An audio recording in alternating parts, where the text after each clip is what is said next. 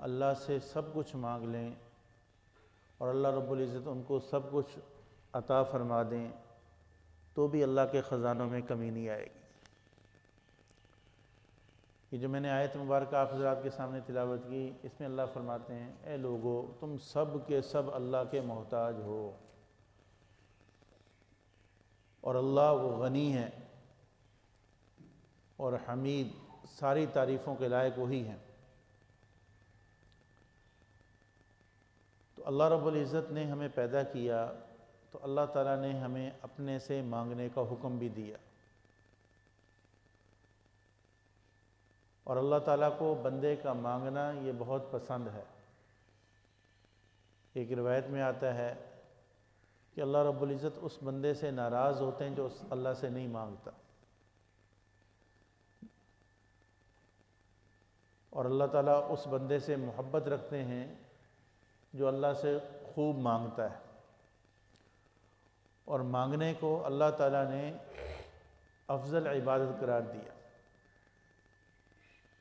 بلکہ ایک روایت میں یہ کہ آپ میں الدعاء مخ العبادہ، دعا تو عبادت کا مغز ہے۔ رسول اللہ صلی اللہ علیہ وسلم نے صحابہ اکرام کو اس بات کی تلقین کی کہ تمہیں جب بھی کوئی ضرورت پیش آئے تو اللہ سے مانگو، حتیٰ کہ فرمایا کہ تمہارے تسمہ بھی ٹوٹ جائے جوتی کا تو بھی اللہ سے مانگو۔ یہی وجہ تھی کہ صحابہ کرام رضوان اللہ علیہم اجمعین ہر حال میں اللہ سے مانگنے والے تھے، اللہ کی جانب توجہ کرنے والے تھے، اور صحابہ کرام رضوان اللہ علیہم اجمعین نے اپنے تمام مسائل اللہ سے مانگ کر حل کروائے، حتیٰ کہ ایسے ایسے واقعات بھی احادیث کی کتابوں میں موجود ہیں کہ جو چیز بظاہر مشکل دکھائی دے رہی ہے، محال دکھائی دے رہی ہے، صحابہ نے اس کو بھی اللہ کے سے مانگ کر اس مسئلے کو حل کروایا۔ ایک واقعہ حدیث کی کتابوں میں موجود ہے کہ ایک خاتون آئی، اسلام لے کر آئی، اور اس کے ساتھ اس کا بچہ بھی تھا۔ چند دن وہاں مدینہ منورہ میں ٹھہری، اتفاق سے اس کا بچہ وہ فوت ہو گیا، جن کو بیماری ہوئی اور فوت ہو گیا۔ تو حضور صلی اللہ علیہ وسلم نے صحابہ سے فرمایا کہ اس کی تجہیز و تکفین کا انتظام کرو اور اس کی والدہ کو اس کی اطلاع دو۔ اس کی والدہ کو اس کی اطلاع دی گئی، اس کی والدہ بچے کے پاس پہنچی اور اللہ تعالیٰ سے مخاطب ہوئی اس کی چارپائی کے پاس بیٹھ کر کہ اے اللہ، میں نے اپنی خوشی سے تجھ پر اور تیرے نبی پر ایمان لائی اور بتوں سے میں نے اعراض کیا، بتوں کو چھوڑا۔ اے اللہ، اب اگر یہ میرا بچہ کے فوت ہونے کی اطلاع میری بستی والوں کو، میرے قبیلے والوں کو ملے گی، وہ خوش ہوں گے کیونکہ وہ بتوں کی پوجا کرنے والے ہیں۔ تو اے اللہ، ان بتوں کے ماننے والوں کو اس بنا پر خوش نہ کر، اے اللہ میرے بچے کو دوبارہ زندگی دے دے۔ تو صحابہ کہتے ہیں کہ وہ دعا مانگنے سے فارغ ہوئی اور اس کے بچے میں حرکت پیدا ہو گئی اور اس کا بچہ زندہ ہو گیا۔ تو ایسے واقعات بھی کتابوں میں موجود ہیں۔ تو رسول اللہ صلی اللہ علیہ وسلم نے صحابہ اکرام رضوان اللہ علیہم اجمعین کو اس بات کی تلقین کی اور اپنی امت کو اس کا سبق دیا کہ اللہ کے خزانوں میں ہر چیز موجود ہے، تمہیں جب بھی ضرورت پیش آئے تو اللہ کی طرف متوجہ ہو۔ بندہ جب اللہ کی طرف متوجہ ہوتا ہے، اللہ سے مانگتا ہے، تو اس وقت اللہ کی خاص رحمت اس بندے کی جانب متوجہ ہوتی ہے۔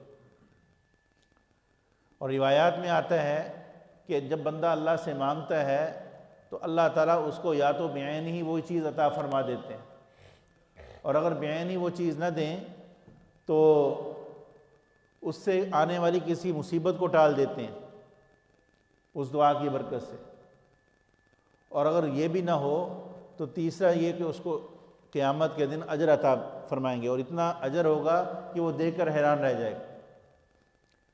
بعض روایات میں آتا ہے کہ وہ پوچھے گا یا اللہ، یہ تو میں نے نیکیاں کی نہیں، اتنا زیادہ اجر؟ کہا جائے گا کہ یہ تیری دنیا میں وہ دعائیں ہیں جو دنیا میں قبول نہیں ہوئی۔ تو اس وقت وہ بندہ خواہش کرے گا کاش کہ دنیا میں میری کوئی دعا قبول ہی نہ ہوتی۔ تو دعا کا مانگنا یہ فائدے سے خالی نہیں ہے۔ ہم لوگ عموماً یہ کہہ دیتے ہیں جی بس کیا کریں جی، اللہ تو ہماری سنتا نہیں ہے جی، ہم نے تو مانگا وہ قبول ہی نہیں ہوئی۔ بس ہم یہ چاہتے ہیں کہ بس دعا کی قبولیت فوری ظاہر ہو۔ بس اوقات ایسے بھی ہوتا ہے کہ قبولیت کی گھڑی ہوتی ہے، دعا فوراً قبول ہو جاتی ہے۔ روض الریاحین ایک کتاب ہے، اس میں ایک واقعہ لکھا کہ ایک بزرگ تھے حضرت عمار، وہ ایک بیان کر رہے تھے۔ ایک بڑا امیر آدمی تھا اور روزانہ رات کو وہ شراب کی مجلس لگاتا تھا، تو اس نے اپنے غلام سے کہا کہ یہ 4 درہم لے لے، ابھی کھانے کو کچھ دیر ہے، بازار سے کچھ پھل وغیرہ لے آ۔ وہ غلام باہر نکلا، دیکھا کہ آگے واعظ ہو رہا ہے، وہ جا کے واعظ میں بیٹھ گیا۔ تو اتنے میں جب واعظ ختم ہوا، کوئی ایک فقیر آیا اور اس نے آ کر اس محدث سے سوال کیا کہ میں بہت ضرورت مند ہوں، مجھے 4 درہم کی ضرورت ہے، تو ہم میری جو ہے وہ ضرورت پوری کر دیں۔ تو ان کے پاس نہیں تھے، تو انہوں نے مجمع میں جو لوگ بیٹھے ہوئے تھے ان سے کہا کہ جو آدمی اس کی ضرورت پوری کرے گا میں اس کے لیے 4 دعائیں کروں گا۔ تو اس غلام کے دل میں آیا چلو میں اس کی ضرورت پوری کر دیتا ہوں۔ اس نے 4 درہم دے دی اور کہا جی میرے لیے 4 دعائیں کر دیں۔ وہ کہنے لگے کیا دعا کروں تمہارے لیے؟ کہنے لگے پہلی دعا تو یہ کریں کہ میں غلام ہوں، اللہ تعالیٰ مجھے آزادی دے دے، اور دوسری دعا یہ کریں کہ اللہ تعالیٰ مجھے اس کا یہ جو میں نے 4 درہم دیے ہیں اس کا نعم البدل دے دے، کیونکہ میرا مالک جو ہے جس نے مجھے پیسے دے کر بھیجا تھا وہ بڑا ظالم قسم کا آدمی ہے، تو کہیں مجھے وہ سخت سزا نہ دے۔ اور تیسری دعا یہ کریں کہ اللہ تعالیٰ میرے مالک کو ہدایت دے دے، اور اس کے جو دوست احباب جو اس کے ساتھ شام کو آ کے مجلس لگاتے ہیں اللہ ان کو ہدایت دے دے۔ اور چوتھی دعا یہ کر دیں کہ اللہ تعالیٰ میری بھی مغفرت کر دے، میرے مالک کی مغفرت کر دے، اس کے دوستوں کی مغفرت کر دے، اور یہ جو مجمع میں اس وقت بیٹھے ہوئے ہیں ان سب کی مغفرت کر دے۔ تو اس بزرگ نے یہ 4 دعائیں کی، تو چونکہ وہ بیان میں بیٹھ گیا تھا، لیٹ ہو گیا، جب واپس پہنچا تو مالک بڑے غصے میں، بھی تم اتنے لیٹ کیوں آئے ہو اور آپ بھی خالی ہاتھ رہے ہو؟ تو اس نے جا کے کہا جی اصل میں ایسے گزر رہا تھا تو ایک بیان ہو رہا تھا، اس میں بیٹھ گیا، تو وہاں ایک سوالی آیا تو اس نے سوال کیا، تو ان بزرگوں نے کہا کہ جو اس کا سوال پورا کرے گا میں اس کو 4 دعائیں دوں گا، تو میں نے 4 دعاؤں کی خاطر جو وہ آپ کے 4 درہم اس کو دے دیے۔ تو مالک کہنے لگا تم نے 4 دعائیں کون سی کروائی؟ کہنے لگے جی ایک تو دعا میں نے یہ کروائی کہ اللہ تعالیٰ مجھے آزادی دے دیں۔ تو وہ کہنے لگا جاؤ میں نے تمہیں آزاد کیا۔ وہ کہنے لگے دوسری دعا کیا کروائی؟ کہنے لگے دوسری دعا یہ کروائی کہ اللہ تعالیٰ مجھے یہ جو میں نے 4 درہم دیے ہیں اس کا نعم البدل دے دیں۔ کہنے لگے جاؤ میں تمہیں اپنے خزانے سے 400 درہم دیتا ہوں۔ کہنے لگے تیسری دعا کیا کروائی؟ کہنے لگے تیسری دعا یہ کروائی کہ اللہ تعالیٰ آپ کو ہدایت دے دیں، آپ کی آخرت خراب ہو رہی ہے، ہر وقت شراب کے نشے میں مست رہتے ہو۔ تو وہ قبولیت کی گھڑی تھی، اس کے دل میں یہ بات آ گئی، اس نے کہا اچھا میں سچے دل سے میں توبہ کرتا ہوں کہ آئندہ میں شراب نہیں پیوں گا۔ کہنے لگے چوتھی دعا کیا کروائی؟ کہنے لگے چوتھی دعا یہ میں نے کروائی کہ اللہ تعالیٰ میری بھی مغفرت کر دیں، آپ کی بھی مغفرت کر دیں۔ وہ کہنے لگا یہ میرے اختیار میں نہیں۔ تو رات کو جب وہ غلام مالک سویا تو رات کو خواب میں اس کو یہ آواز آئی کہ جو چیزیں تمہارے اختیار میں تھیں تم نے کر دیں، جو چیز ہمارے اختیار میں تھی ہم نے کر دی، ہم نے تمہاری بھی مغفرت کر دی، اس غلام کی بھی مغفرت کر دی، اس مجمع والوں کی مغفرت کر دی۔ تو بسا اوقات قبولیت دعا کی گھڑی ہوتی ہے، انسان کی زبان سے جو جملہ نکلتا ہے وہ فوری پورا ہو جاتا ہے۔ ایسے بے شمار واقعات ہیں۔ جگر مراد آبادی ایک شاعر گزرے ہیں، ہندوستان جب تک تقسیم نہیں ہوا تھا اس وقت معروف شاعر تھے، شراب کے بڑے عادی تھے، تو ان کے ساتھ ہی دفتر میں کام کرتے تھے خواجہ عزیز الحسن مجذوب رحمۃ اللہ علیہ۔ وہ حضرت تھانوی رحمۃ اللہ علیہ سے ان کا بیعت کا تعلق تھا، متبع سنت تھے، تو یہ ان کا مذاق اڑایا کرتے تھے کہ تم جو ہے تم نے یہ صورت کیسی بنا رکھی ہے، تو وہ کو موج ملہ کرو، یہ دنیا موج ملے کی ہے، تو وہ ان کو ترغیب دیتے ہیں۔ آخر ایک دن وہ ان سے کہنے لگے کہ اچھا مجھے بھی اپنے پیر صاحب کے پاس لے جاؤ، لیکن میری شرط یہ ہے کہ میرا کوئی دن شراب کے بغیر نہیں گزرتا، میں وہاں جا کر بھی شراب پیوں گا، مجھے اس کی اجازت مل جائے۔ تو وہ اپنے شیخ کے پاس گئے، جا کے کہا جی ایسے جگر مراد آبادی مشہور شاعر ہیں، وہ آپ کے پاس آنا چاہتے ہیں، لیکن انہوں نے ایک شرط ایسی رکھی ہے جو پوری نہیں ہو سکتی، کہنے لگے کیا؟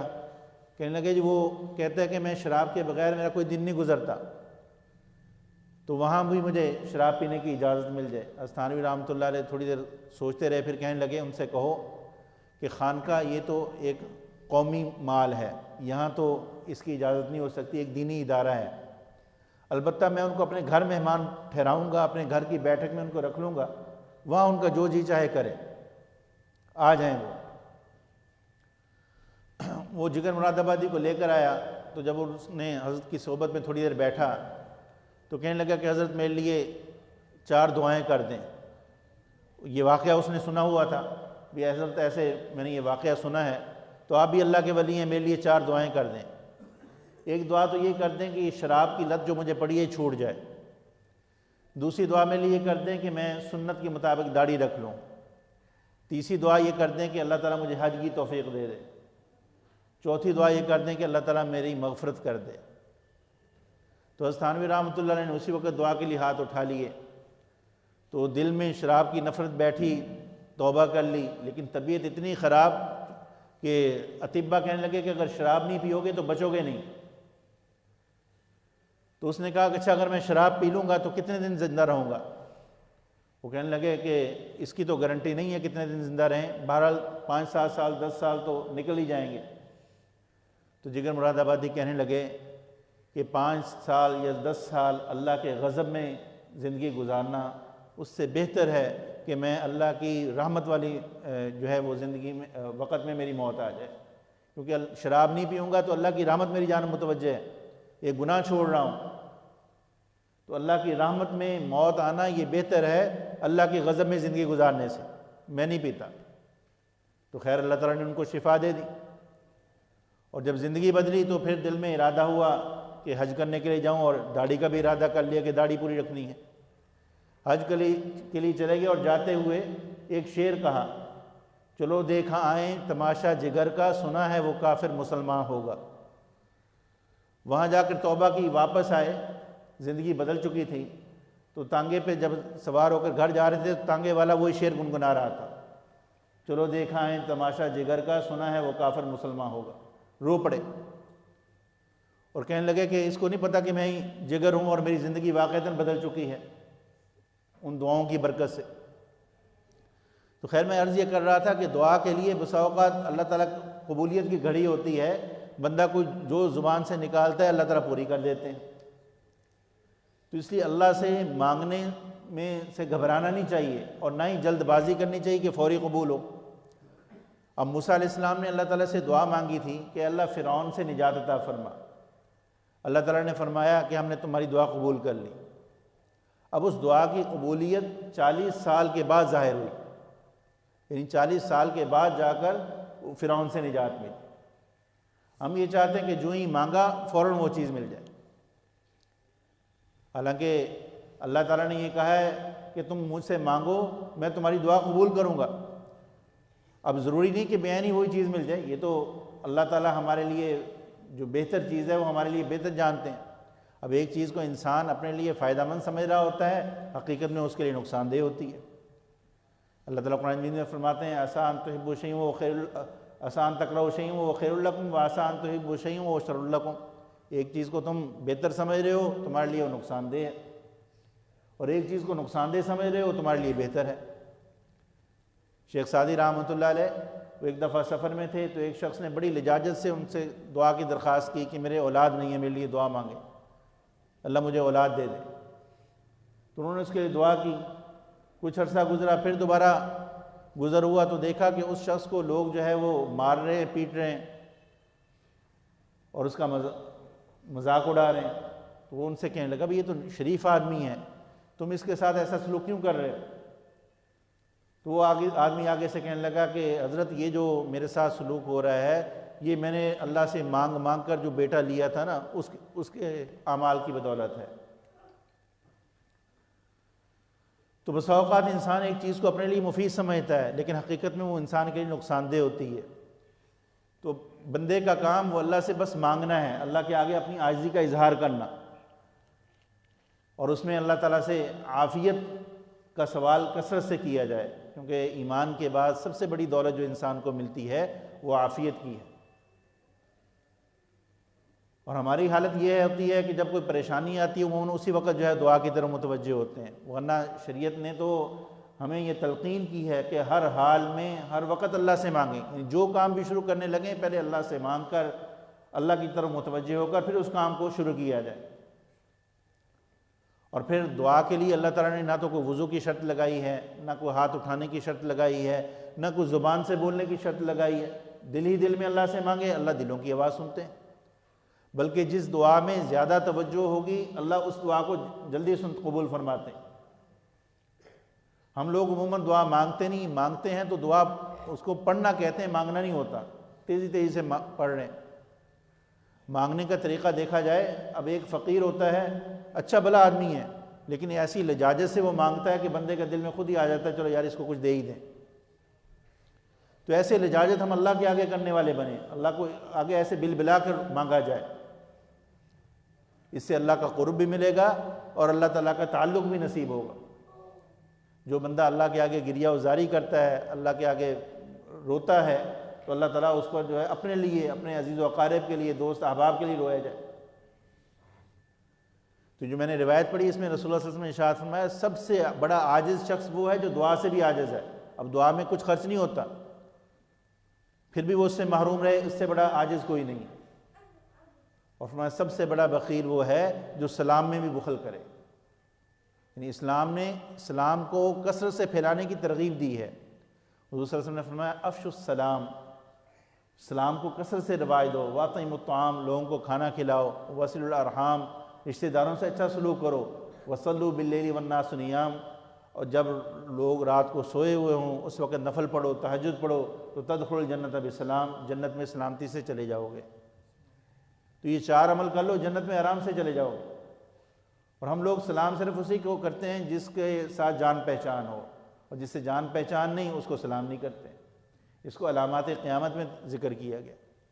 اب سلام کرنے پہ ملتا کیا ہے؟ جب آدمی ایک دفعہ سلام کرتا ہے تو حضور نے فرمایا جو سلام میں پہل کرنے والا ہے وہ تکبر سے بری ہے اور اللہ کی رحمت کے زیادہ قریب ہے۔